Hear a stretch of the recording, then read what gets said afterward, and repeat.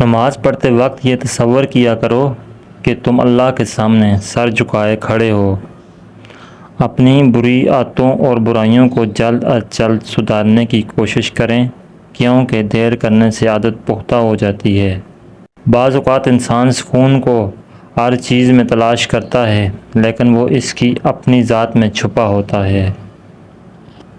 کائنات کا ہر ذرہ اپنے اندر ایک راز چھپائے ہوئے ہے، جس پر غور و فکر کرنے سے ہی اس کی حقیقت واضح ہوگی۔ بہت زیادہ مال و دولت جمع کرنے کے باوجود بھی قبر میں انسان کو خالی ہاتھ ہی جانا پڑتا ہے۔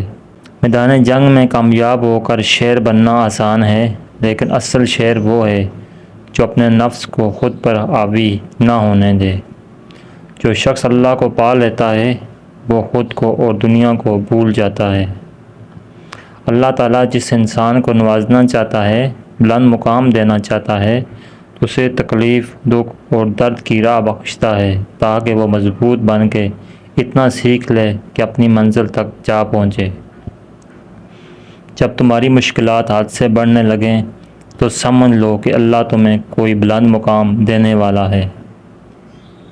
قبرستان ایسے نوجوانوں سے بھرے ہوئے ہیں جو بڑھاپے میں توبہ کرنے کے خواہش مند تھے۔ اپنے نقصان سے ہرگز غم زدہ نہ ہوا کریں، کیونکہ اللہ آپ سے اس وقت تک کچھ واپس نہیں لیتا جب تک اس سے بہتر آپ کو عطا نہ کرے۔ اگر تمہاری آنکھیں خوبصورت ہیں تو تم دنیا سے محبت کرو گے، لیکن اگر تمہاری زبان خوبصورت ہے تو دنیا تم سے محبت کرے گی۔ سنت نبی صلی اللہ علیہ وسلم کے طریقے پر سونے والا کبھی ہارٹ اٹیک کا شکار نہیں ہوگا۔ دوسروں کے ساتھ نیک سلوک وہ کرتے ہیں جو خود بھی مشکل وقت گزار چکے ہوں۔ ہر شخص سچا دوست تلاش کرتا ہے، مگر خود سچا دوست بننے کی کوشش کوئی نہیں کرتا۔ جو شخص حرام مال کھاتا ہے اس کے تمام اعضاء گناہ میں پڑ جاتے ہیں، خواہ وہ چاہے یا نہ چاہے۔ ادب کا دروازہ اتنا چھوٹا اور تنگ ہوتا ہے کہ اس میں داخل ہونے سے پہلے سر کو جھکانا پڑتا ہے۔ جو غلطی کر نہیں سکتا وہ فرشتہ ہے، اور جو غلطی کر کے ڈٹ جائے وہ شیطان ہے، اور جو غلطی کر کے توبہ کرے وہ انسان ہے۔ کلام میں نرمی اختیار کرو، کیونکہ لہجے کا اثر الفاظ سے زیادہ ہوتا ہے۔ نیکی ہمیشہ اللہ کی خوشنودی کے لیے کرنی چاہیے، لوگوں کو دکھانے کے لیے نہیں۔ جس شخص کا دل رسول صلی اللہ علیہ وسلم کی محبت سے خالی ہے وہ بہت بد نصیب ہے۔ اللہ کے احکامات کی پیروی کرو اور نفس کو قابو میں رکھو، کیونکہ نفس انسان کو گناہ گار بناتا ہے۔ جب انسان سچائی سے واقف ہو جائے تو دنیا کی ہر چیز اپنی اہمیت کھو دیتی ہے۔ جب اللہ نے آپ کی زندگی کو اچھا موڑ دینا ہوتا ہے تو آپ کو جھوٹے اور مکار لوگوں سے دور کر دیتا ہے۔ جو لوگ اللہ کو محبوب ہوتے ہیں انہیں عاجزی کے راستے پر ڈال دیتا ہے۔ جو شخص اپنے نفس کو مار کر اللہ کے آگے سر جھکاتا ہے وہ عظیم انسان ہے۔ حقیقی دوست وہ ہے جو اس وقت تمہیں اپنائے جب تم خالی ہاتھ ہو۔ جو لوگ محبت کے قابل نہیں ہوتے ان سے محبت کرنا رسوائی کا باعث بنتا ہے۔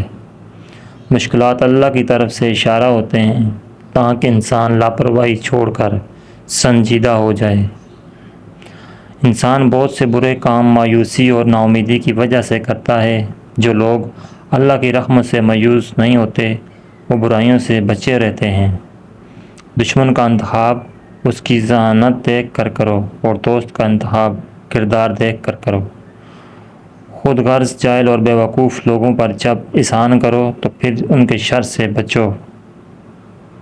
دعا مانگنے کے کچھ اصول ہوتے ہیں، جو ان اصولوں پر پورا نہیں اترتا اس کی دعا قبول نہیں ہوتی۔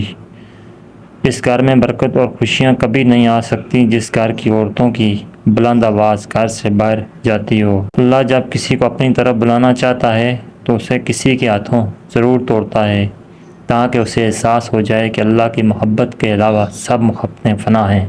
جو اللہ پاک کے دیے ہوئے رزق کو کافی سمجھتے اور زندگی میں کامیاب، کسی کا محتاج نہیں ہوگا۔